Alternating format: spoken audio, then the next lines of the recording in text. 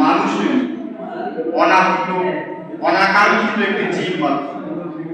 হাজার বছরের পূর্বপুরুষের সঞ্চিত শ্মশানের ছাইভস্য আর গোলের মাটি জমে আছে যে ভূমিতে, সেখানে কোনো চিহ্ন নেই আমার। আমি হাতে তুলে ধরি সেই মাটির দলা, যেখানে ফেলেছি কচি পায়ে, যেখানে প্রথম টুকরে উঠেছিল আমার জীবন কান্না। ওরা বলে এটা আবেগ, প্রমাণ। আমি জানতে চাই, কিসের প্রমাণ চাও তুমি? তাদের টেবিলে রাখা ফাইলের চাপে আমার পূর্বপুরুষ চ্যাপ্টা হয়ে আছে, ভুলে ভরা নাম আছে, দলিল আছে, আরো দূরে গেলে ঝাপসা রক্তের দাগ দেখতে পাবে।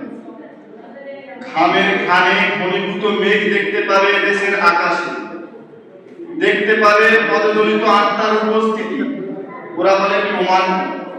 আমি বলে উঠি, এই ভাষা, এই মাটি, এই বাতাস আমার শরীর করেছে। তারা হাসে, বলে নাগরিকত্ব আবেগে হয় না। তোমার বিশ্বাস, জীবন, সংস্কৃতি, ডিজিটাল ডেটা ফাইল চারিটা নিয়ে এসো যেখান থেকে পারো। বললাম, তোমাকে সিংহাসনে বসিয়েছি আমরা, মাথায় তুলে দিয়েছি রাজমুকুট। তাচ্ছিল্যের হাসি দিয়ে তারা মাথা নাড়ে। সেই ইঙ্গিতে হ্যাঁ হতে পারে, আবার নাও হতে পারে। ধূর্ত শেয়ালের হাসি। আমি কি করি তখন?